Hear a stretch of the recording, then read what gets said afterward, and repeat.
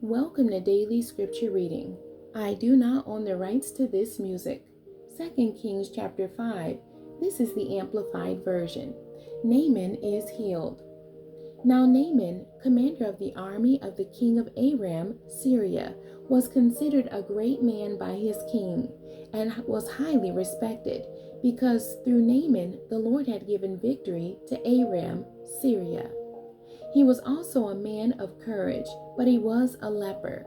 The Arameans, Syrians, had gone out in bands as raiders and had taken captive a little girl from the land of Israel, and she waited on Naaman's wife as a servant. She said to her mistress, "I wish that my master Naaman were with the prophet who is in Samaria. Then he would heal him of his leprosy." Naaman went in and told his master the king. The girl who was from the land of Israel said such and such.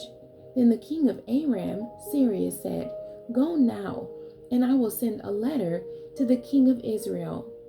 Jehoram, the son of Ahab, so he left and took with him 10 talents of silver and 6,000 shekels of gold and 10 changes of clothing. And he brought the letter to the king of Israel. It said, "And now, when this letter comes to you, I will have sent my servant Naaman to you, so that you may heal him of his leprosy." When the king of Israel read the letter, he tore his clothes in shock and outrage at the request, and said, "Am I God to kill and to make alive, that this man sends to me a request to heal a man of his leprosy? Just consider what he is asking, and see how he is seeking an opportunity for a battle with me." Now when Elisha, the man of God, heard that the king of Israel had torn his clothes, he sent word to the king, asking, "Why have you torn your clothes? Just let Naaman come to me, and he shall know that there is a true prophet in Israel."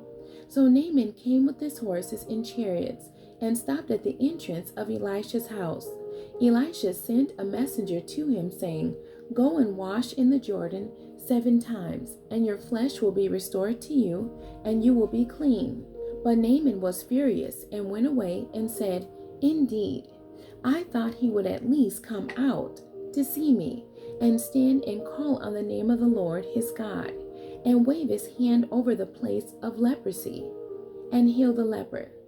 Are not Abana and Pharpar, the rivers of Damascus and Aram, better than all the waters of Israel? Could I not wash in them and be clean?" So he turned and went away in a rage. Then his servants approached and said to him, "My father, if the prophet has told you to do some great thing, would you not have done it? How much more then, when he has said to you, 'Wash and be clean'?" So he went down and plunged himself into the Jordan 7 times, just as the man of God had said, and his flesh was restored like that of a little child, and he was clean. Gehazi's greed. Then Naaman returned to the man of God, he and all the people in his group, and stood before him. He said, "Behold, I know that there is no God in all the earth, except in Israel. So now accept the blessing and gift from your servant." But Elisha said, "As the Lord lives, before whom I stand, I will accept nothing." He urged him to take it, but Elisha refused. Naaman said, "If not, then please let your servant be given a load of earth for a team of mules.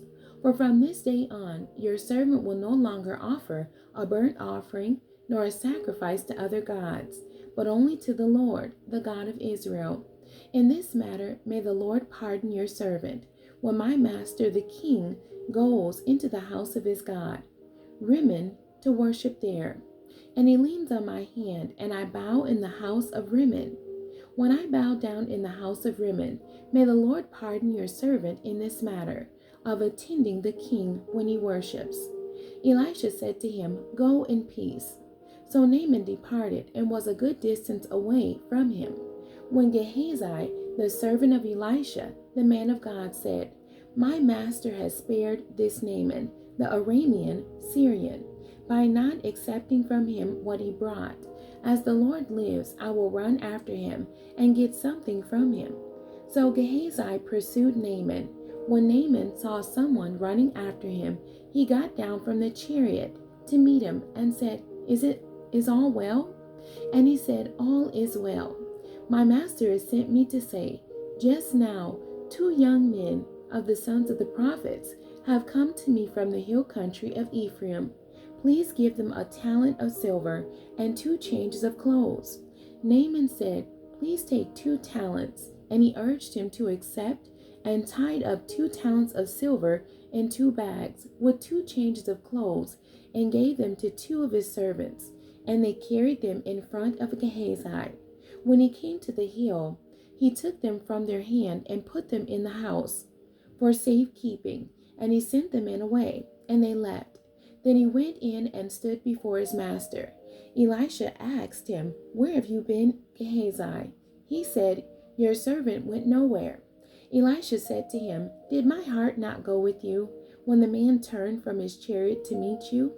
Is it a proper time to accept money and clothing and olive orchards and vineyards and sheep and oxen and male and female servants? Therefore, the leprosy of Naaman shall cling to you and to your descendants forever. So Gehazi departed from his presence, a leper as white as snow. The end. God bless you, and thank you for joining me today.